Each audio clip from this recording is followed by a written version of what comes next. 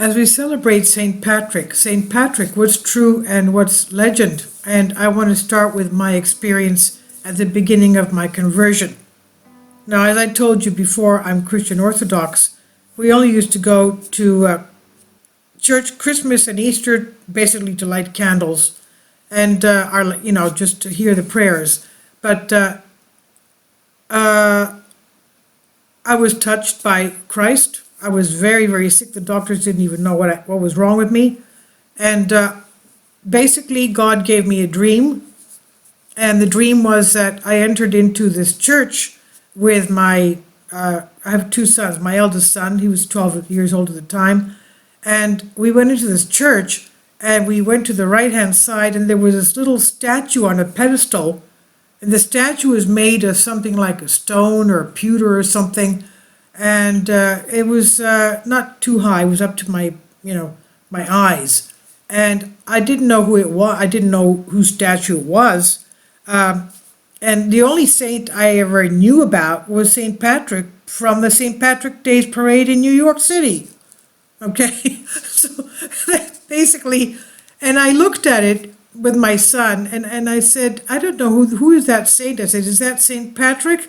And he was holding something like a cross, like a staff with a cross on top, with his little hands, the statue. And as I said, is this St. Patrick? He smiled. The statue smiled and nodded its head, saying yes. Then he extended his right hand with an open palm towards my son, and he took my son's forefinger and held it in his palm and took the finger towards his heart, and then he made a sign of relief, going, like that, right? That was the dream. And I woke up the next morning and was saying, what a strange dream. And I said, oh, maybe it's a sign that I should take my sons for confession. And I took them for confession. And then the next day, I went for confession. And that's when I was healed from what I had that the doctors didn't need. I was so sick, I couldn't even sleep. I was so sick, my body was hurting everywhere, and I had these the glands under my armpits were swollen red, and I was so sick. The doctor said, we don't know what's wrong with you. And after the confession, I was healed. And I called my doctor the next morning, and I said, I'm healed. And he said, well, how did it happen? I said, I went to confession. Oh, he said, oh, the whole thing was psychosomatic. I said, no, it wasn't psychosomatic, it was my sins. And what happened during confession is that in the Christian Orthodox faith, the priest puts his basically like the ephods that the priests of the Hebrews used to wear. Okay, it's a long thing with crosses on it. He places that over your head and he does an exorcism prayer. So during that prayer is when, with the eyes of my soul, I saw a white figure standing next to the priest, and that he put his hand over my head, and he took something out of my body, and all my DNA was changed from my feet to my hair. Like he emptied something out of me and replaced something else. That's when I felt my whole body changing, healing. And that's when later on I found out by reading theological books, and especially in True Life in God, that's what a lot of people see Christ during their confession. Okay? Because you're actually confessing not to the priest, you're actually confessing to our Lord Jesus Christ, who is life and the resurrection, and he heals. Now, going to what happened now? St. Patrick. Okay, the little statue I told you of St. Patrick. Years later, what was it? 3 years later, we went to England on August. It was the month of August. It was a very nice, beautiful trip with my sons, my family. And we stayed at a place called, at a hotel near St. not Winchester Cathedral, Winchester Abbey, okay? And there's a bookstore before the church on the right-hand side. And I went to the bookstore and looked around, and I saw a book on St. Patrick, okay? I hope you're sitting down now that I'm going to say this. The book cover of St. Patrick had the picture of the statue that I saw in my dream, okay? And I had never seen a picture of a statue of St. Patrick, okay? So the statue that I saw in my dream that looked like a stone statue holding a staff with a cross was the cover on the book of St. Patrick. And of course, he is one of my beloved saints. He was a teenager in his life. He was a teenager when he was taken as a slave. He was kidnapped. He was the son of his name Patrick from Patricios, meaning his father was a Roman official in Britain. He was born in Britain, so he was kidnapped by the Irish, as many teenagers were kidnapped from Britain, taken to Ireland as a shepherd. So he was a shepherd, and of course the Irish were very, very cruel people, and whenever their slaves were actually, he was a slave to the Irish as a shepherd. And whenever these slaves wanted to leave or tried to escape, they would be killed. So this is Patrick. He was kidnapped as a teenager. He was not Christian. Well, he was baptized Christian, but he was not, a fervent Christian. He became very, very strong in his faith as a slave, because he was there praying hours on end every day. And then he got a vision of Christ telling him how to escape. And Christ says, I will have a boat ready for you. And he also told the young Patrick that he would be the first bishop of Ireland. And he was.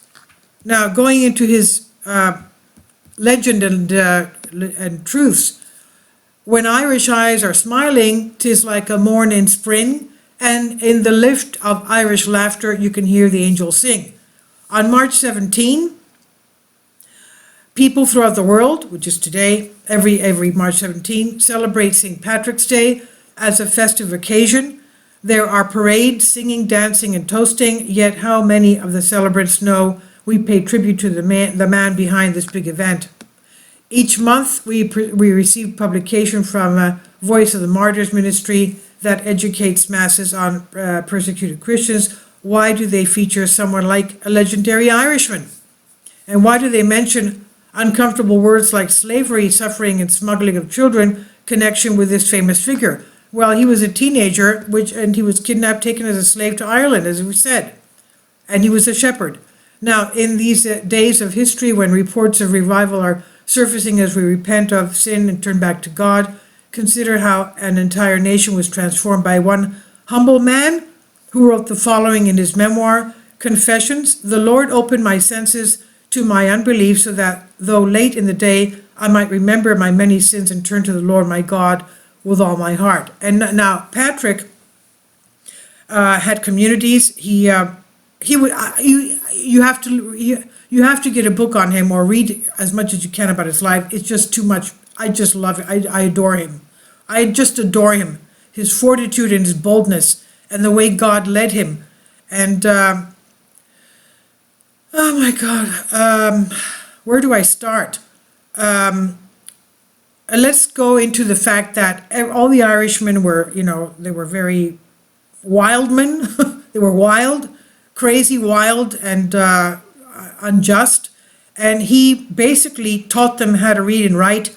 Not only that, he taught them how to read the New Testament in the original language. And you know what language that was? Greek. He taught them not only how to read English, but also Greek. They were talking about the 5th century AD. Okay? He taught them how to learn Greek He says, I want you to know how to read the original language so that nobody can pull the wool over your eyes. And he made them so educated that they were able to go to Rome and hold their own as orators. That's what he did to the Irish. And he opened up monasteries, convents, churches, and the daughters and the sons of the kings who were the firstborn, he made into fantastic saints. One of them was Saint Bridget. I did a video on her. She was fantastic, Saint Bridget. She went to one of the kings and said, "Give me some of your land so that I can make a convent." And he said, "No, no, no." She said, "Please, just give me just as much as my cloak is big. That's all. As much as my cloak is big, that's all the land that I want." He said, "Okay, go ahead." And so she asked four of the nuns to stand at the end of each cloak, and she said to them, "Now run." And as they were running, they were stretching the cloak for miles. As the nuns were running, the cloak was stretching to no end. So the king was pulling his hair and said, "Stop, stop, enough, enough." These are the kind of miracles that were going on. Okay? And this is the truth of it. Now, let's go towards this. Now, the legendary lore said, the truth is, Patrick was not Irish. As a young man, he had no interest in God. He never drove out snakes because they were not in Ireland. His use of the shamrock to teach the Trinity is cute for children, but it's just a myth, and leprechauns do not exist. With St. Patrick's Day and all the green parades, parties with Irish stew and toast to the luck of the Irish, let's get behind the blarney to focus on the man who transformed a nation. What's behind a man that leads Irish celebrants to annually dye the Chicago River green, or having the St. Patrick's Day parade and having the horses of the police, I saw with my own eyes, painted green? Okay, the horses were painted green. Can you believe that? Now, what's behind a man that leads Irish celebrants to dye the Chicago River green? After all, he died over 1,500 years ago on March 17, 461 AD. The real story: Patrick was born in Britain in 390 AD. He was raised in a Christian family, but his interest in God was almost non-existent. At the age of 16, he was kidnapped by thugs and taken hostage on a ship to Ireland. For 6 years, he was a slave toiling as a shepherd. In desperation, he began to cry out to God. He said, "I would pray constantly during the daylight hours until finally God broke through and revealed himself in a dream and said, 'Your hunger is rewarded. You are going home. Look, your ship is ready.'" He saw a ship and sneaked aboard. It was going to Britain. He knew God was taking him back home as he journeyed some 200 miles from the Irish coast.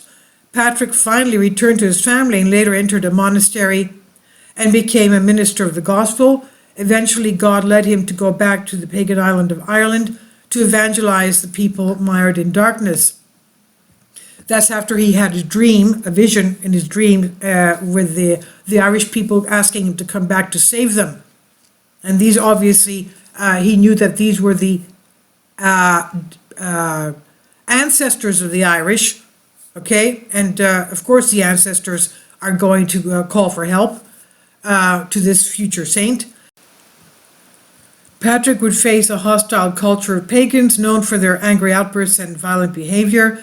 The next time you hear the term paddy wagon, think of its origin with Irish immigrants nicknamed paddies after Patrick, many of whom became policemen while others were routinely picked up in the wagons for drunken brawling. Patrick wrote, "I am ready to be murdered, betrayed, enslaved, whatever may come my way." In the face of mockery and physical opposition, history records he was beaten by thugs and harassed by Irish royalty. Patrick persevered in proclaiming the gospel and training converts in their newfound faith. The Jesus Revolution, tens of thousands of Irish were converted and hundreds of churches were established. Thomas Cahill writes in the book, How the Irish Saved Civilization, that this warrior populace laid down the swords of battle, flung away the knives of sacrifice, and cast away their chains of slavery. From the fall of Rome, culture was disintegrating on the European continent.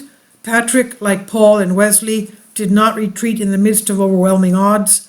They preached the gospel and confronted evil fearlessly. Cahill honors Patrick. The Irish not only were conservators of civilization, but became shapers of the medieval mind, putting their unique stamp on Western culture. 100 years after Patrick's death in 461 AD, multitudes of churches and monasteries remained, training further future leaders as a testimony to this mighty man of God. His legacy should make us green with envy. And here's the deal. May Patrick's courage ignite something in our hearts to reject silence and cowardice in the face of our cultural attacks today. Quote, "For the sake of Zion, I will not keep quiet. I will not rest until her righteousness goes forth as brightness and her salvation as a lamp that burns," end quote. Isaiah 62:1. And let's follow this world changer in lifestyle evangelism and the courageous proclamation of truth. And this is a beautiful prayer that St. Patrick taught us. He says, "Christ be with me, Christ within me, Christ behind me, Christ before me. Christ beside me, Christ go with me, Christ to comfort and restore me. Christ beneath me, Christ before me, Christ in quiet, Christ in danger, Christ in the hearts of all who love him." And may we have always the help of St. Patrick with us and the whole world. This is on WND by Larry Tomaszak. Please leave your comments. Thank you for your support. Kindly support my Patreon account. The daily posts are 5 videos daily, and they are totally different from what I have on my YouTube channel. Thank you so much for your support and that you find all my content so interesting. You'll find the Patreon account details in the description box